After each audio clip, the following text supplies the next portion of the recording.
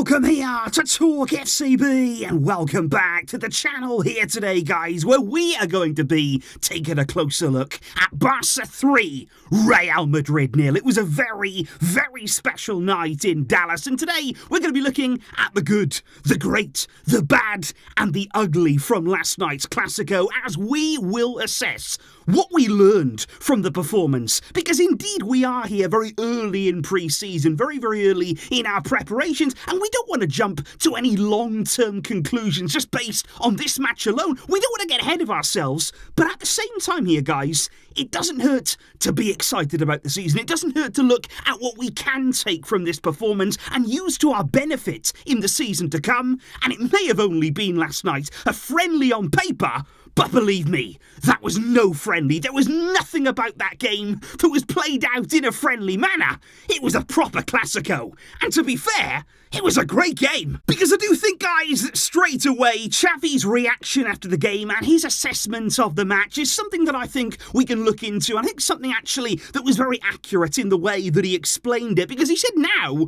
we are going to be the best team in the world. After this result, we're going to be the best. But just the other day, we were an absolute disaster. But he said, look, that's how we Culés and the environment are. He said, we are neither one thing nor the other. We've done a lot of good things today, but we've also had a lot of mistakes that we will need to correct. And there was a lot of debate last night about the scoreline in the game. Xavi there saying the result was spectacular against Real Madrid, but at this stage of the season, in pre-season here, the result is secondary. He said the most important thing is that we improve. And I think that's really important here, not to just get carried away by we've beaten Real Madrid 3-0, because I think we all accept here, and Barca fans quite often are very fair in these kinds of things, we will admit that it wasn't a 3-0 game. Real Madrid had plenty of chances there, they hit the woodwork, they were unlucky, they deserved to score goals, let's be honest here, and Barca will still need to improve. To take it to that next level, we are all very much aware of that, but we still did plenty of good things, and there is no getting around here some of the positive signs that we saw from last night. Because one of the brightest sparks of all has to be, surely, Fermin Lopez. I mean, what an introduction here into El Clásico. This is somebody here who joined La Masia back in 2016 at the age of 13. He's been working his way up through the ranks ever since, and even last season, he went out on loan to Linares to try and prove himself there, and I think actually that loan deal has really done him good. He played plenty of regular football away from the club, and he's come back here very, very energised, and he's clearly impressed Xavi. Very early on in pre-season, he was training with the team, he caught Xavi's eye, he then found himself on the plane to the USA, and now, the rest is history. He has snatched his chance here with two hands, and it's been unbelievable to see how these things happen. Again, La Masia has produced this talent, this quality out there that has just exploded onto the scene in the biggest game of all, and time after time, La Masia continues to do this to us, and it is absolutely wonderful. And I just thought Fermin Lopez last night, the confidence, the belief that he had, the goal was absolutely remarkable, and the assist as well, guys. I would actually say there, even though the goal was so special, the assist was absolute magic there. He takes the ball in a really tight situation, he manoeuvres his way around the challenges, he sees the run of Ferran Torres, and he just lifts over the pass absolutely wonderfully, and it was an incredible few minutes for Fermin Lopez, where he showcased everything that he can do. And it is interesting to look at his profile right now, because this is a player here who's played the majority of his football there, coming through at youth level in an attacking midfield position. He's somebody who can operate in central areas, just as we saw in last night's game, but he's also somebody too who has played plenty of games out on the left wing, out on the left-hand side, and those are two very, very interesting profiles for Xavi right now, because you look at what Fermin Lopez has in his locker, and we can use that. He is somebody that in the coming season, with all the games that we've got coming up, we can certainly use a profile like him coming on a game like this. The impact that he was able to have, and I was delighted last night to hear Xavi say he's not going out on loan. We are keeping Fermin Lopez here. He can help us. He can have a place in the squad if he continues in this way. And I just hope we get to see more of this young man. I hope that he keeps this confidence about him. I hope the hype doesn't go too high and that we don't pile too much pressure on him, because let's hope he continues in this manner, because if he does, It's going to be special. I also think, guys, that one of the huge positives from last night's game would have to be their revolving around the double pivot. We spoke in the match review after the game about the impressive display from Oriol Romeu last night. I think it was fantastic to see in a game like this him do what he was doing, because honestly, that's going to give him a lot of confidence here. If you can come into this Barcelona team in a Clásico, played with that intensity and perform at a high level, you are well on your way. That is a really, really good start here on his return to the club this summer, and it was very, very clear what the performance of Oriol Romeu allowed Frenkie de Jong to do. It unlocked Frenkie de Jong. Now, those are words that we've heard plenty since Frenkie came to this club. You know, how do we get the best out of him? How do we see the Frenkie that we see with the Netherlands, you know, that we saw at Ajax? How do you allow him that freedom in midfield to showcase everything that he has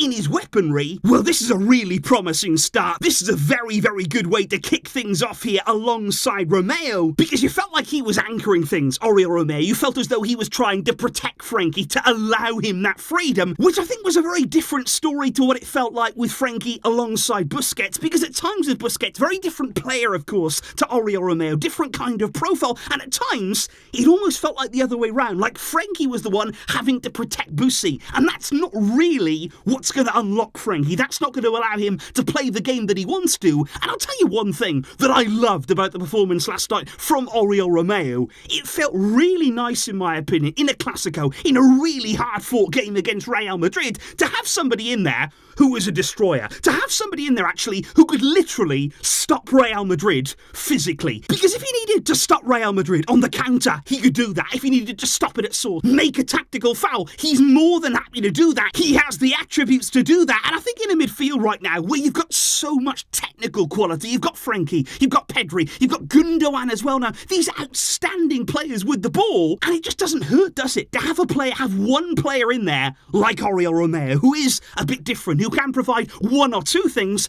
that the others can't do. And I'm really hoping here that under Xavi, in the season ahead of us, he is going to prove to be a valuable option. There is also plenty for us to discuss in terms of the number 9 position from last night, and indeed looking ahead at the season. Let's talk here about Ferran Torres, who's coming off the bat, let's not forget, of a very tough season last time out, and his future has been in question right the way through the summer. And we have heard, though, all the way through pre-season, that of all the Barca players coming back in terms of their physical level, Ferran Torres has been up there with the very best shape of any Barca player this summer. And I do want to be fair here and actually give him a little bit of credit where it's due, because he has taken his chances very, very well so far in pre-season. He got 45 minutes against Arsenal. He scored a very nice goal in that game there. Good finish across the goalkeeper from a tight angle. And I thought yesterday he only came on for 15 minutes, but again, he gets himself on the score sheet. And it's a really nice finish, by the way. The run is good, a good central run there, recognising where the space is, and also then having the awareness that Courtois is flying out of his goal,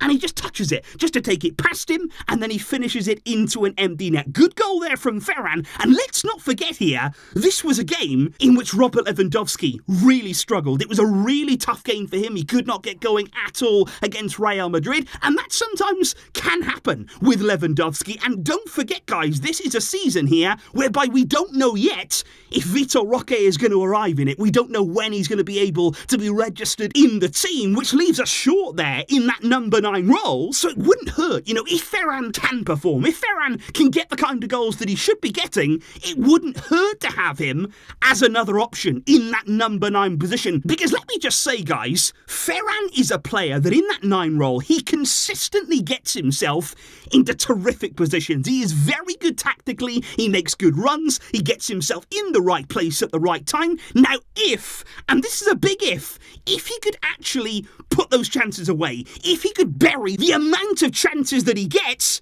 he would be a serious threat. He would be a top quality player. Now, we've seen him do that in a Man City shirt. We've seen him do that in a Spain shirt. In the season to come, if he continues at Barca, which looks likely, can he finally do it in a Barca shirt? That is the question. But if we move back to the defensive areas of the team now, and first of all, guys, I have to talk here. I've got to put him somewhere in this video, Alejandro Balde, because every time I watch Balde right now, he wows me. I look at his performance and I just think he is absolutely incredible. The way that he carries the ball, the way that he balances himself there during dribbles, the pace that he can run with, and he makes it all look so easy. You know, there was an instance yesterday in the game against Real Madrid where he first of all did a brilliant job defensively. He actually covered in behind Eric Garcia, who'd been beaten. He helped him out, got the ball back, recovered it, and then Balde just skipped past 3 Real Madrid players, and it was easy. It was in his own half, and he made it look so simple. And I just feel like here, looking at Balde, looking at the kind of player and the qualities that he has, as he grows and matures, I feel like we have to define his role in this team. We actually have to find a way that he can have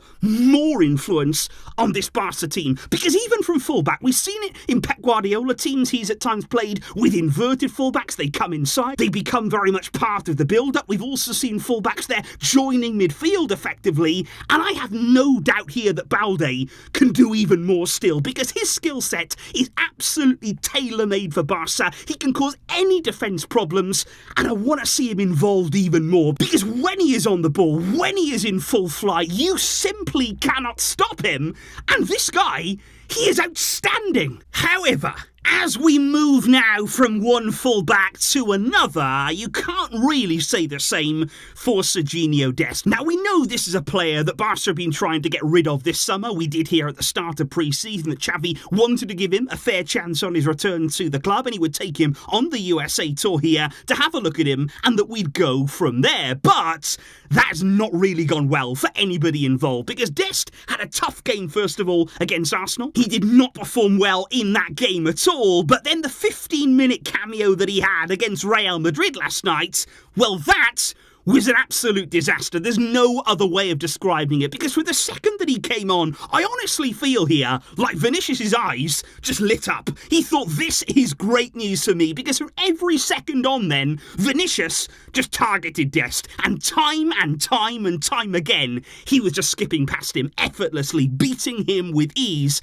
and it was tough to watch. It really was at the end of that game yesterday, and apparently right now, the club are very concerned, because I think this is the problem when you start giving minutes quite frequently in pre-season to players that aren't in your plans. Because, yeah, maybe you'll think, okay, maybe they'll impress, maybe then they'll do something so that other clubs want to sign them, but what about it going the other way? Because what happens now when Dest has put in 2 bad performances, not encouraging at all? How is that going to help us get rid of him right now? And as we are seeing right here, the interest is not there right now, and that is why this morning we are hearing in the Catalan media that if Barca cannot shift Dest, if the interest does not appear in him, they don't even rule out at this stage a contract termination. But with all of that said, guys, and with everything that we have discussed in today's video about what we've learned, I actually want to finish here with the words, not of a Barca player, but of a Real Madrid player, because Dani Carvajal has been doing some talking in the aftermath of last night's game,